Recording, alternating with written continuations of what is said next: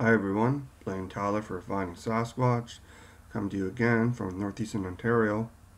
Hunting Camp Sasquatch spoke English. Okay, this is a compilation of videos and stills from 3 visits. The first visit in there, I did some scouting and I got a good picture of what appears to be some Sasquatch on the other side of this meadow, particularly one between 2 white pines. Second visit in there, I was doing a follow up and I heard them speaking, and it was English, but it was kind of muffled, and but it convinced me so much that there's people in the area, hunters, which I thought they might think I was trespassing, that I shut down and I went looking for them, and that's how convincing the language and the communication between them was. And so I backed off, went up to the hill where a deer stand thing was, and on another visit, I could smell them. Enjoy.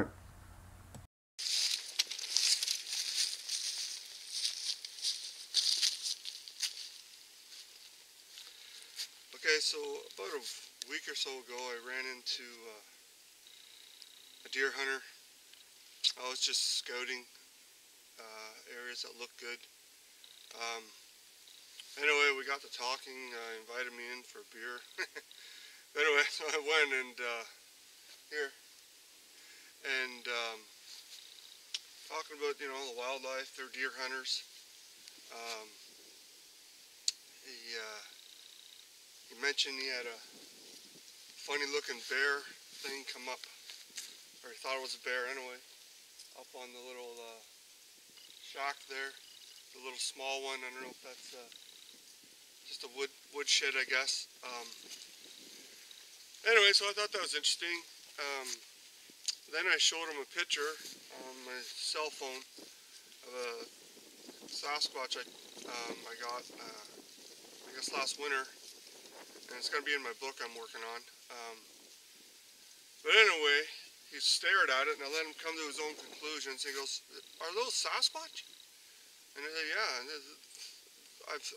that's from just north of here a bit. I don't want to give up my locations. But anyway, so we started to talk about it, and then he said, "You know what? That reminds me of one morning he was out here, and he heard a really strange call that he rode off to an elk, and I guess there were elk in the area, but they've all buggered up off north. But anyway, he said, it sort of sounded like an elk, the volume and everything, but it didn't really sound like one. It had like a weird, sound within what he thought was an elk. They had that little screechy thing that goes on at the beginning and the end, but I already knew because I already seen signs of them on the other side of the pond that's back at the main road. So anyway, long story short, he said outside of deer season, I could come in and snoop around 150 acres of property they have for this hunting camp. So thanks, Alan. And this is my first visit, and I'm going to see if they hang around even when there's hunters in the area, or if they, retreat and then come back in once all the noise and disruption stops. So anyway, I'm heading that way towards the pond. I'm going to check out their deer stand. There's a trail that goes that way, and I'm going to work this area, and maybe I'll pull them to me, and then who knows, maybe I'll have an expedition right in here, Finding Sasquatch expedition. And I bring that up because I don't mind working with other people and stuff like that. It's just that I don't like giving out locations. But if I were to have an expedition and people can comment on my channel if they're interested, and getting together, and we can arrange something for next summer or fall, whatever, before hunting season.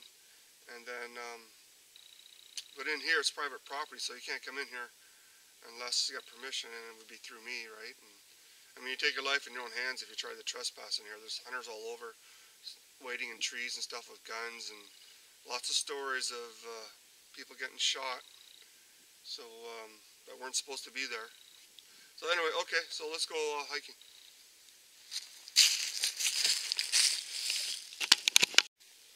Okay, I'm at the pond at the back of the property. Probably multiple hunting camps that border this area, share this water area. Anyway, I'll just do a little pan.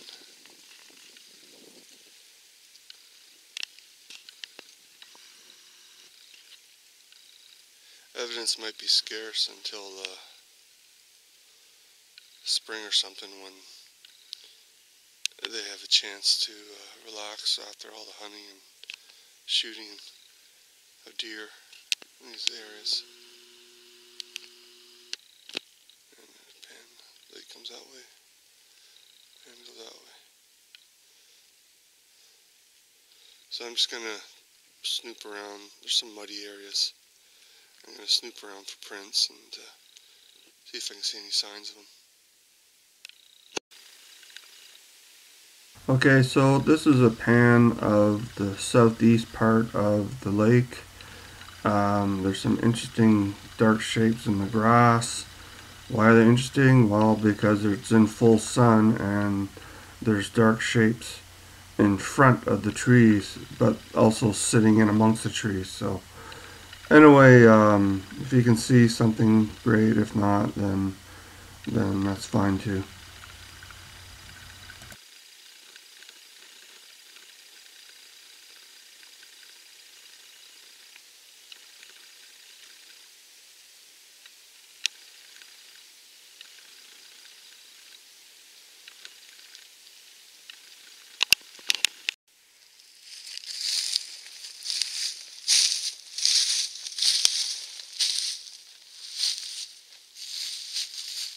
Okay, so here's the deer stand. Guess it's like a week ago in here. It was more of a scouting trip. Anyway, I hiked all the way into the big pond. Got a clip of that. May or may not go there today, but running out of sun. But that way, and I'm gonna measure it off, sort of, rough guess. I was walking back towards the where I parked, past the hunting lodge there, and I was tired from big hike, and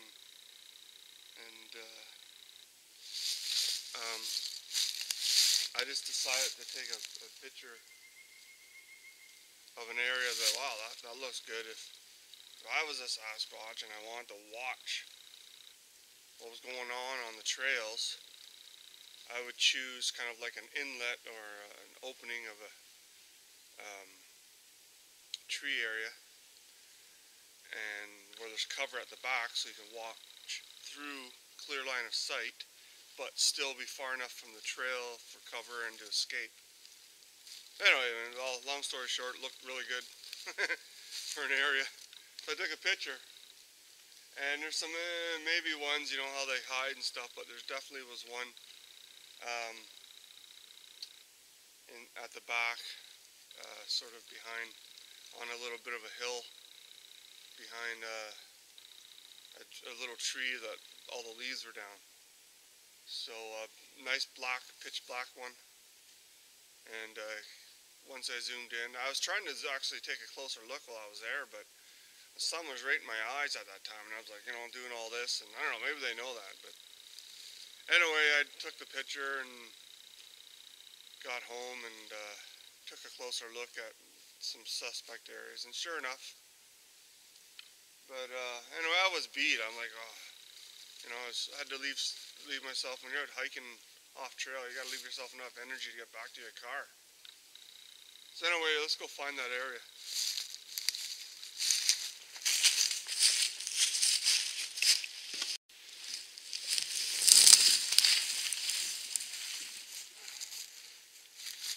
Okay, so I'm at the hunting camp, quad trail, heads into the pond.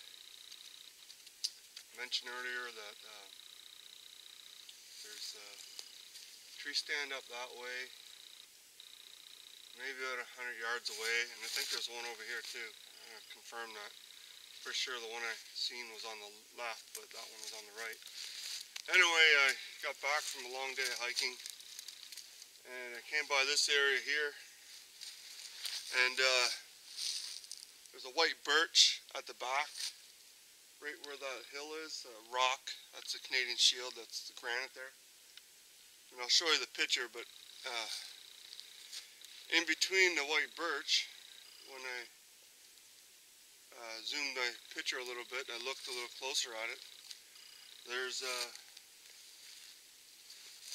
definitely a big dark humanoid shape kneeling down like this, trying to take cover in I guess like this kind of stuff, the scrub grass or whatever. At that time it was the sun was bright, and I guess it must have been late in the day. I don't know, maybe 3 o'clock or so. But anyway, the sun was coming this way, so I'm like, well, is that just a shadow? I mean, yeah, of course they look like shadows. They're black, and they hide in trees and stuff. But I'm gonna see if I can get over there. I don't know if I got enough light today, because then on the way back I snap a leg on branches that you don't see or snag. But anyway, yeah, definitely. I'll zoom in, and it's not like great PGF stuff, but I mean, here they are living right in the middle of a bunch of hunting camps with deer stand, and these ones are pretty timid though, or very doing the elusive thing to the max. It's just, there they are hanging out in there, and whatever, 100 yards that way another camp begins or something, or 10 acres that way another camp. But here they are living right in between, in the buffer zone between camps and stuff. Because obviously the hunters probably don't shoot towards each other's tree stand. They have to like have a range of fire, a kill zone that where it's safe, so stray bullets don't go and hit somebody else. But anyway, let's just zoom in there. It's a little crooked here. This is approximately the right angle, because I held my camera up a little bit to get over these weeds. So anyway, right over there. There's nothing there now. Right in between those white, I guess that's white birch. Right on the mound. Underneath that cedar. Sasquatch. I don't know, hard to tell how big it was. But